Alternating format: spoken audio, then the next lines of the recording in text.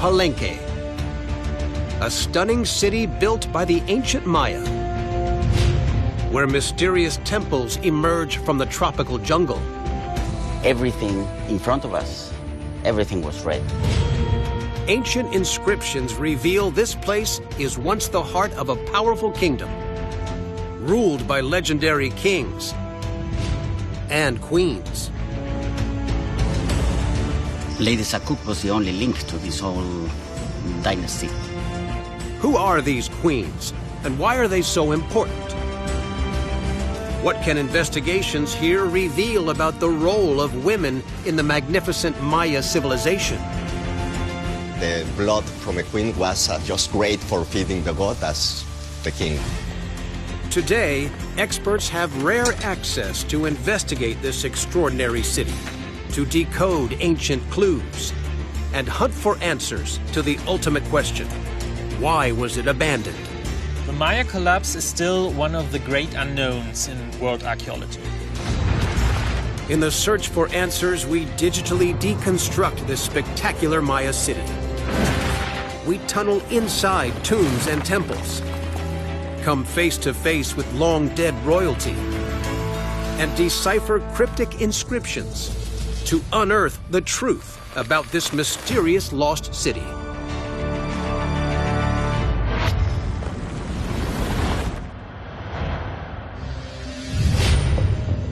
This is the ancient city of Palenque in southern Mexico. One of the most important cities in the Maya world 1,400 years ago. The Maya were a remarkable civilization. Probably is the most sophisticated civilization found by archaeology so far in the Americas. Hidden in the dense jungle are mighty stone monuments. There's a grand palace with a 60-foot tower, aligned with the heavens. There are colossal pyramids up to 70 feet tall and 200 feet wide, built from limestone blocks weighing up to 15 tons each. In their prime, they're painted a glorious red. This ancient city covers more than 4,000 acres. It's a shining jewel of the Maya Empire. How and why do the Maya build these giant structures here, 14 centuries ago? Rodrigo Liendo has been studying the ancient Maya for more than 3 decades. He investigates why they build these extraordinary monuments. We're the core of the beautiful city of Palenque. You can see the most outstanding examples of buildings ever constructed in the whole Maya region. Rodrigo searches for clues about the Maya in Palenque's main square. This is the biggest plaza in the whole city. So these were a place where people used to gather to see a spectacle, to have rituals in yearly cycle. Overlooking the plaza is a towering pyramid. It's the most impressive building in the city. Next to it stands a smaller version. Both are built entirely by hand. We have to consider that the Maya were Stone Age people, very sophisticated but Stone Age people. The Mayas didn't have metal tools, so everything has to be done by human force, but they accomplished great things. These buildings are called pyramids, traditionally. Maya archaeologists used to think that this pyramid was just a device to put temples on the top for worship by the people who were looking at the temple. But the idea that these pyramids are simply built to hold up temples is soon challenged. When archaeologists tunnel into the smaller monument, they discover an entrance that leads into the heart of the pyramid. Behind a blocked doorway, they find a vaulted burial chamber with a limestone coffin at its center and 2 skeletons on either side. Inside the coffin, another skeleton, covered in a blood-red pigment and adorned with precious objects of jade and pearl reserved for Maya royalty. Who is the Red Ruler buried deep in this magnificent tomb?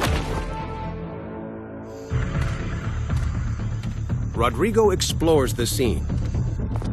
A dark tunnel leads deep into the temple's interior. At the first moment, we didn't know if this building held a tomb inside. So it's quite exciting. At the end of the tunnel, Rodrigo locates the tomb. Inside, he finds the huge limestone sarcophagus, carved from a single piece of rock.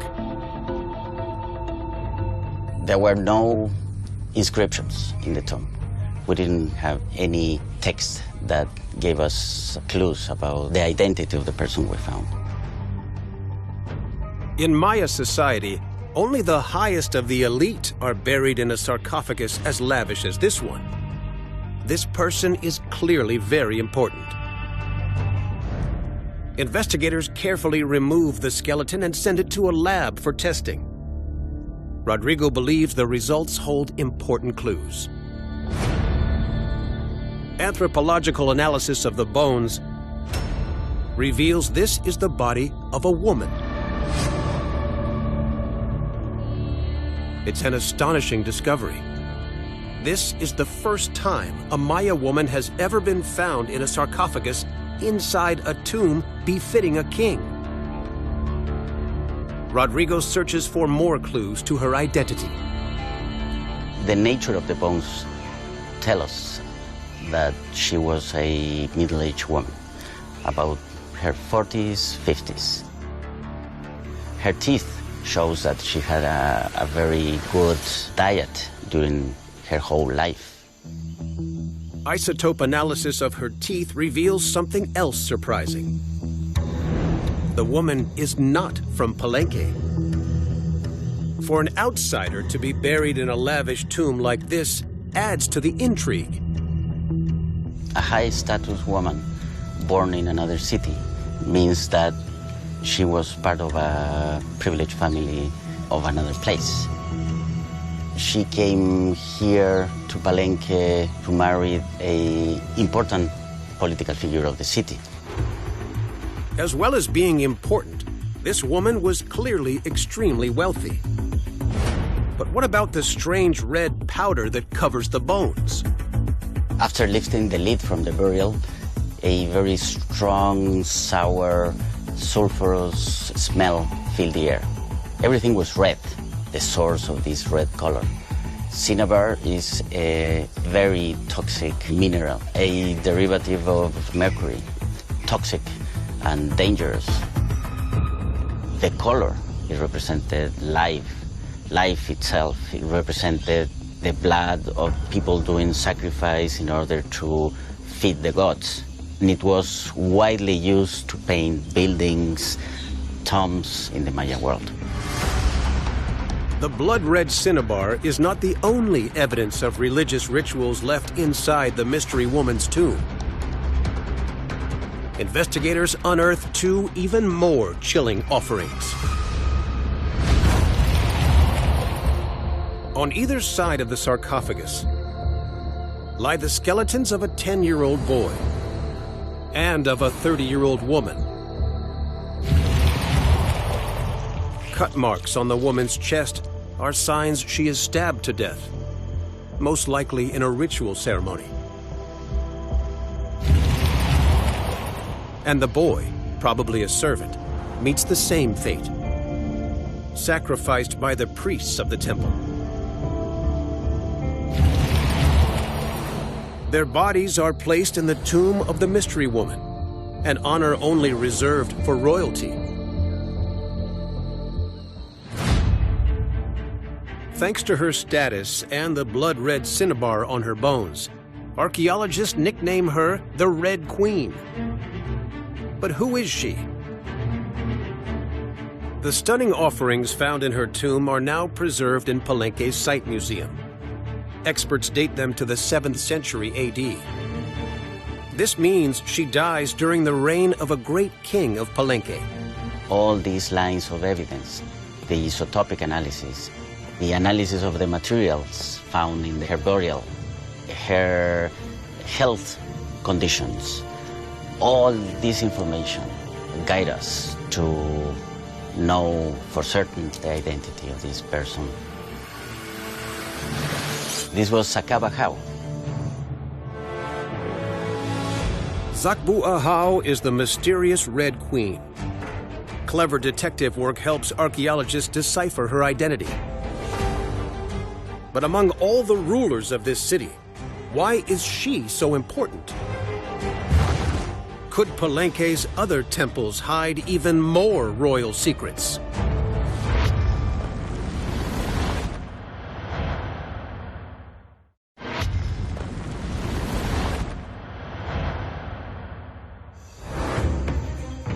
The spectacular Maya city of Palenque. Here, experts unearth the lavish burial of the mysterious Red Queen. Why is she so important? A clue may lie inside the towering monument standing alongside her tomb. At the top of the temple, a secret 100-foot-long stairway winds down to the heart of the pyramid. At the bottom, a triangular stone blocks the access to a burial chamber. In its center, a 15-ton limestone sarcophagus. Under two heavy stone lids lies a skeleton of a man. Around him are small fragments of jade that form an eerie death mask. Who is the man behind the mask? Rodrigo searches for clues to the identity of the person buried inside. The fact that this temple and the temple belonging to the Red Queen are very close together, they suggest that they are related somehow. At the top of the temple, Rodrigo finds a narrow room. Its walls covered with intricate designs. It's a very complex text combining imagery and textual information. The Maya glyphic system, probably the most complex script system in the Americas. Glyphs that don't have a direct translation. What do these glyphs say? Can they reveal who is the magnificent person buried inside the temple? The text in the inscriptions is the story of an important ruler, an important man. His name was Pakal. It's the story of how this man became king. Pakal was the most important ruler of the city. He ruled the city for about 68 years, probably one of the longest reigns in Maya history. This monumental temple is built specifically as King Pakal's final resting place. The smaller one next door is for his esteemed wife, Zakbu-Ahau, the Red Queen. Pakal is the most important king in the history of Palenque. That's why both he and his wife are buried in such lavish tombs. But the inscriptions reveal surprising details of this great ruler. It seems Pakal wasn't meant to become king. The glyphs show Pakal is not the son of the previous king. So how does he become the greatest king this city has ever known? Rodrigo heads to the royal palace complex to investigate. This is maybe one of the most complex building compounds in the city. It was the heart of the political, administrative, and ceremonial activity.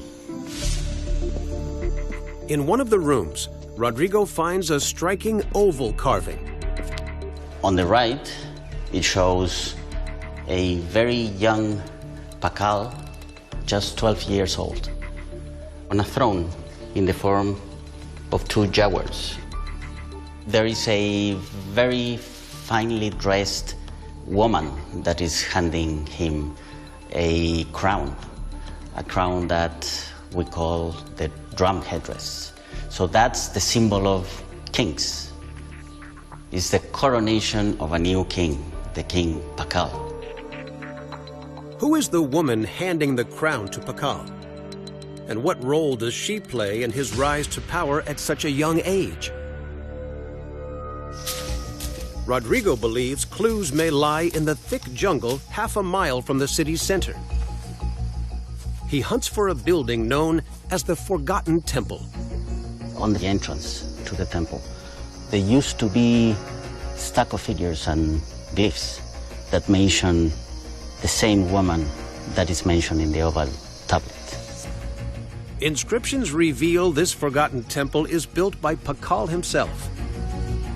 He dedicates it to two people, a woman named Lady Sakuk and a man called Kanmo Hish. Those glyphs suggested that this could be the resting place of Pakal's parents. This important lady that is also present at the oval tablet, Lady Sakuk, she was the mother of King Pakal. As mother to the city's greatest king, Lady Sakuk is another important queen of Palenque.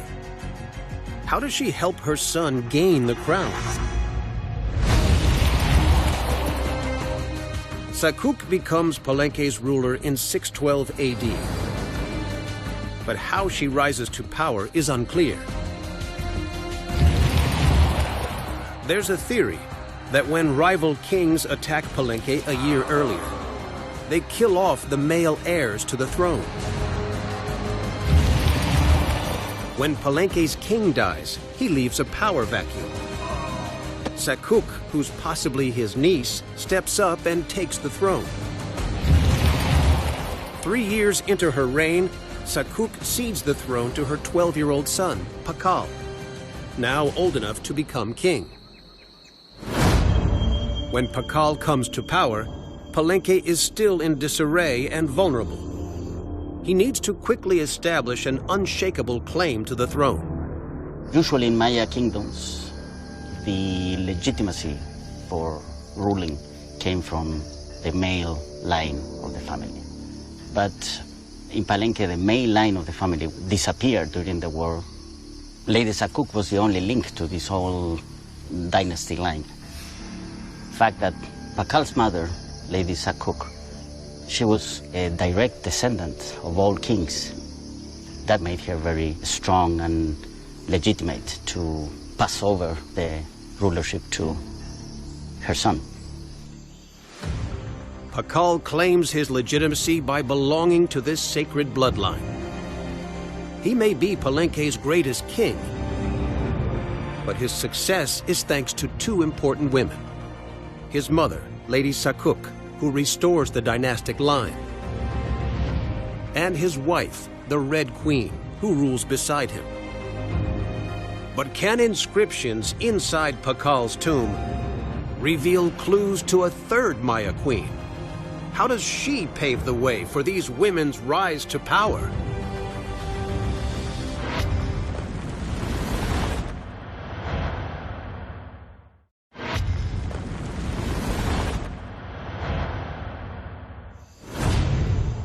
In Mexico, archaeologists investigate a magnificent Maya city, Palenque. It's home to two important queens whose influence changes the city's fortunes.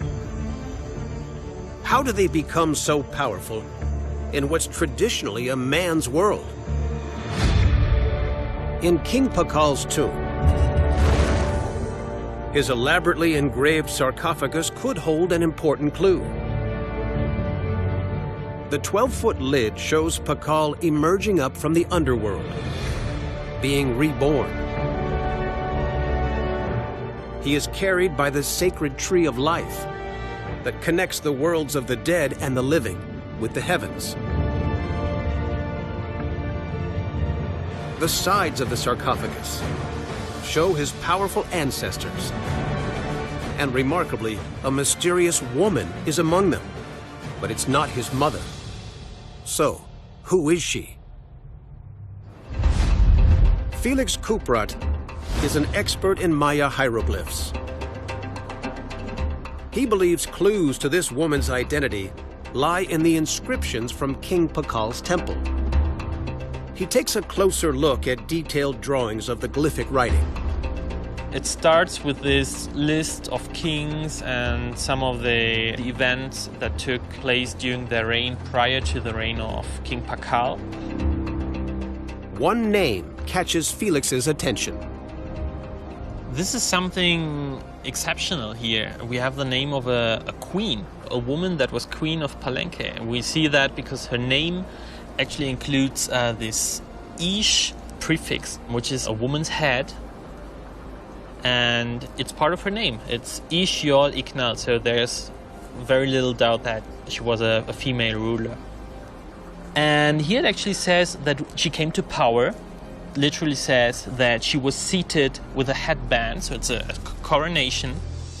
The text is clear evidence that before Pakal's mother, Lady Sakuk, rises to prominence in the city, Palenque is ruled by an earlier queen, Lady Yol Iknal. Lady Yol Iknal, she was the first queen in this line of male rulers in Palenque history. So she was remembered as this full queen ruling the state in her own right. In Maya society, traditionally only men can inherit the throne. But the previous king dies without a male heir. So in 583 AD, Yol Iknal becomes the first queen of Palenque. Maya queens had the same obligations as their male counterparts, so they were pretty impressive, I would say. And the fact that Ish Yol Iknal is remembered in these later texts in Palenque, people really honored her for a long time after her death. Not only does she overturn tradition and become Palenque's first female ruler, she holds on to power for over 2 decades. How does she do it? Evidence of Lady Yol Iknal's resilience appears on another inscription, from a staircase inside Palenque's palace. This inscription talks about a war that took place in Palenque in 599, so during the reign of Lady Yol Iknal. And it says here that Palenque was destroyed under the command of the Snake Kings. In the time of Yol Iknal, Palenque competes with rival city-states and their fearsome kings. Yol Iknal transforms Palenque, building impressive monuments and expanding the city. But this also draws unwanted attention. The Snake Kings from nearby Calakmul attack Palenque in 599 AD. To curb Yol Iknal's power. They defeat Palenque, leaving the city largely intact, but taking scores of prisoners away. What happens to Yol Iknal? And does Palenque survive this defeat? Back in the palace, Rodrigo Liendo investigates. In my studies, we have always discussed about the ultimate goal of warfare. And probably the ultimate sign of permanent defeat of a kingdom was the possibility of taking captive the king of that kingdom. When the Snake Kings attack Palenque in 599 AD, their ultimate goal is to capture and kill Queen Yol Iknal. But remarkably, inscriptions reveal she reigns until 604 AD. She survives this war and continues ruling Palenque. An impressive feat. But Palenque is left weakened and vulnerable. And in 611, the Snake Kings attack once again. The terrible defeat of the Palenque army and the sacking of the city, it had lingering effects in the lives of the ruling family. But from the ashes of this broken city, a phoenix is about to rise. In 612, Lady Sakuk takes power, marking a fresh start for Palenque, before she hands the crown on to her son, Pakal. 2 determined Maya queens overturn tradition and paved the way for Palenque's rise under King Pakal. What can a carving unearthed elsewhere in the city reveal about royal women? What other special role do queens play in Palenque's success?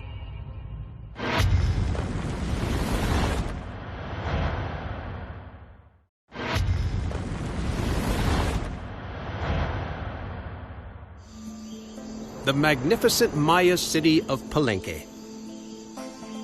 Thanks to the influence of three important queens, this city grows in size and splendor. But the royal family has another important role to play in the city's success.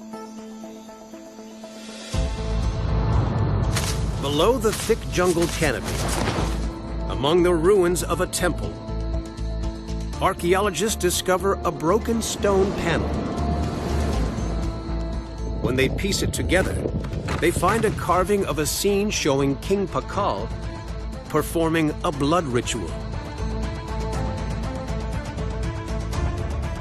He's pulling a pointed object towards his face. It's a stingray spine, a naturally razor-sharp blade to pierce his tongue. Why would the king perform such an act of self-mutilation? Luis Nunez investigates why Palenque's royals perform this ritual. Clues may lie in bizarre artifacts found in nearby temples. These objects that we can see are incense burners, and they were found in the Temple of the Crosses complex. The Maya used incense burners during rituals to interact with the gods. The designs depict the different deities involved. But although they're used for burning incense, these beautiful sculpted creations also carry more gruesome offerings. Human blood. The blood offering was placed over here. Inside the bowl, they place charcoal, they place the incense, the smell of something delicious, and then it comes the blood. When the blood burns, it just immediately goes into the realm of heaven to nourish all the gods living over there. The blood must be given voluntarily to show the proper commitment. And not just by anyone. It has to be the top people in society. So the priest or the kings come out after having that bloodletting ceremony and put his blood offering over the incense, and in some cases that blood was considered divine in some of the very elite ruling families. The rulers of Palenque perform this self-sacrifice during private bloodletting ceremonies. They use stingray spines or obsidian blades to draw blood from sensitive areas of their own bodies. It isn't only men who perform this important ritual. Carvings found at other Maya sites reveal that women have a vital role to play too. The bloodletting ritual, in the case of women, they make their punctures in their ears and also in the tongue. The queens participate of this ritual. The blood from a queen was just great for feeding the god as the king. Why are the people so determined to feed the gods? To find out, Luis investigates a group of temples on the edge of the city. This is an incredible holy place. Each one of the temples here is dedicated to one of the three patron gods of Palenque. Collectively, they are known as the Palenque Triad. So the Palenque Triad is at the end related with the pass of the sun, fertility, and death. The citizens of Palenque believe their patron gods support and protect the city. These three gods are all born from the mother goddess. She is the creator and giver of life, the most important woman of all.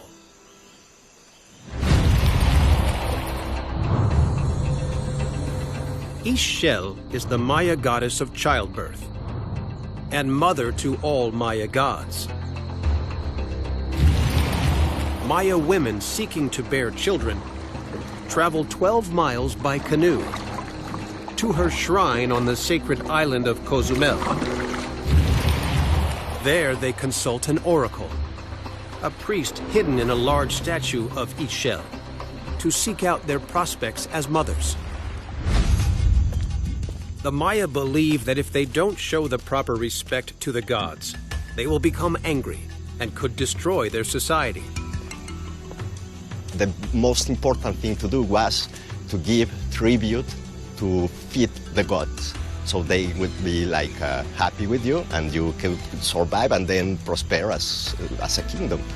That's why people, it's like offering and being very devout and making this lot of ceremonies to make sure that the sun rises and sets every day. So you can assure the continuity of life over the world. Does all this dedicated worship of its patron gods bring success to Palenque?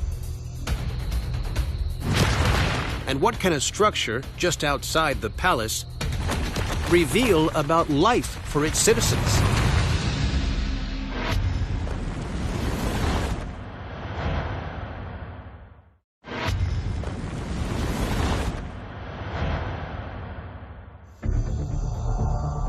Palenque. 3 important queens set this city on the path to greatness. But how do Palenque's rulers profit from the city's location? Buried right next to the palace lies a mysterious structure.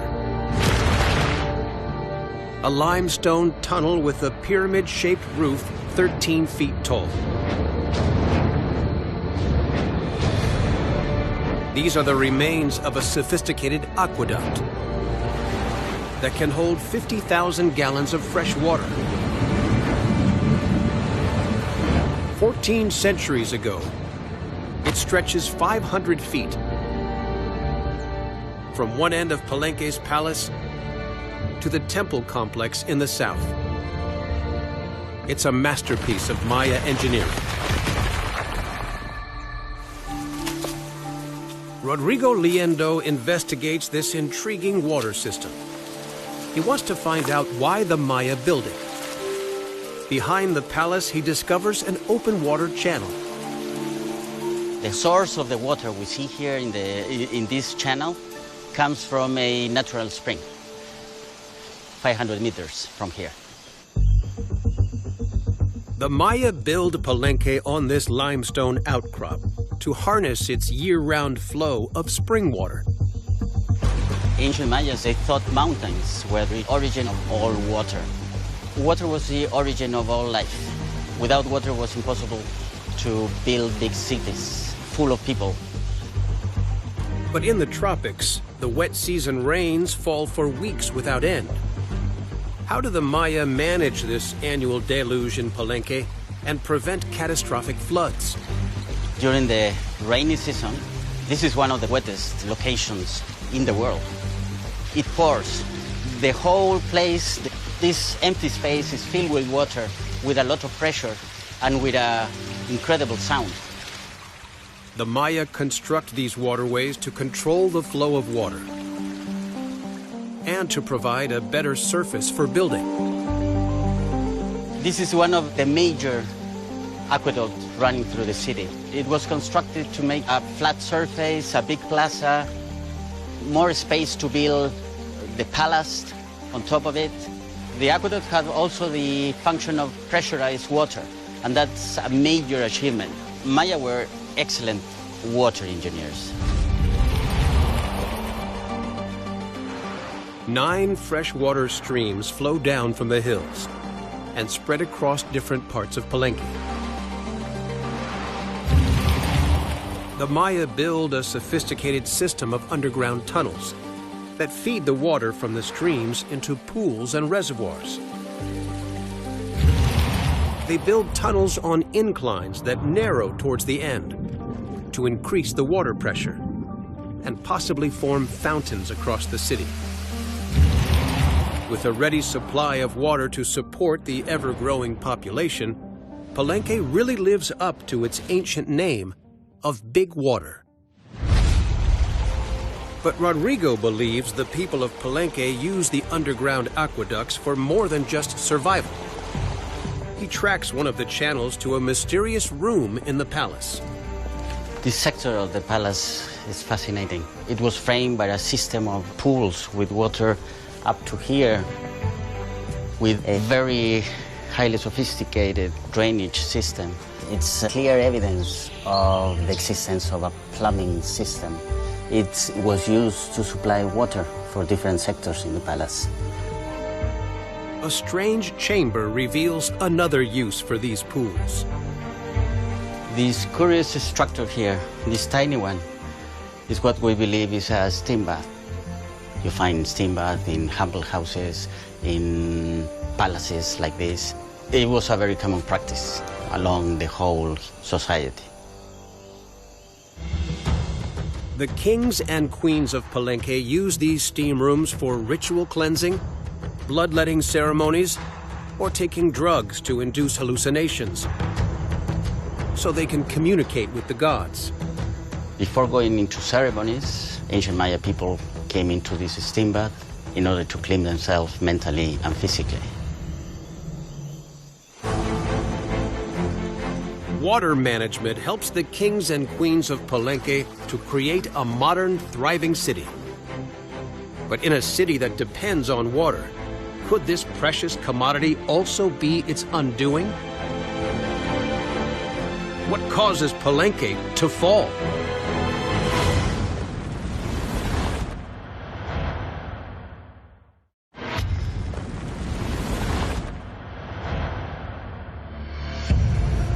Palenque, a stunning Maya city whose destiny is shaped by 3 influential queens.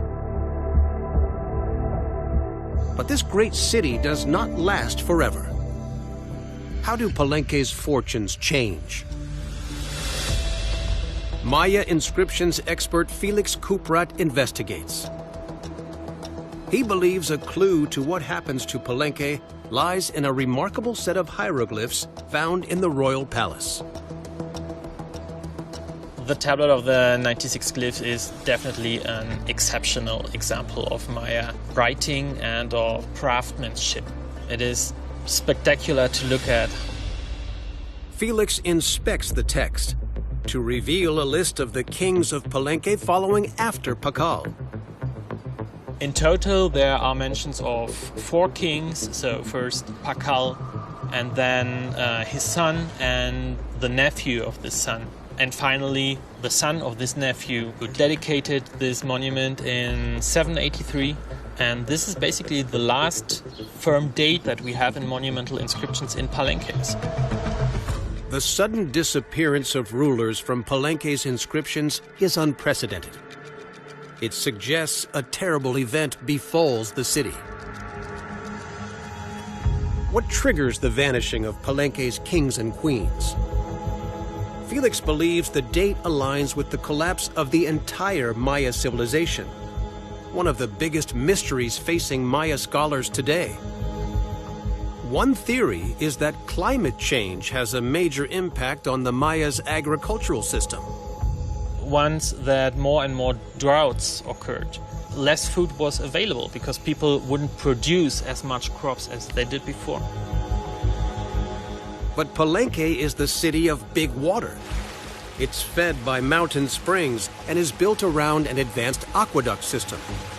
Surely they have enough water to survive a drought. Rodrigo Liendo believes that even with its supply of water, Palenque is not safe from the destruction sweeping through the Maya world.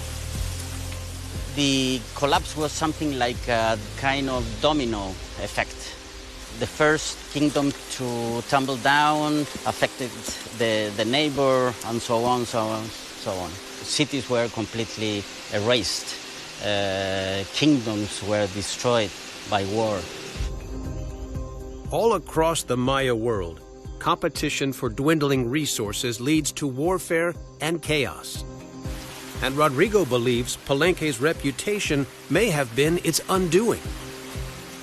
Many of these people came to Palenque seeking asylum because of the conditions of Palenque, plenty of water, a fertile region, probably a strong political system.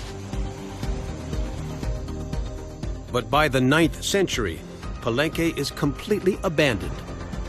After 600 years of domination, the city's glory days are over. The last recorded date we have for Palenque is 799, after the textual record got silent.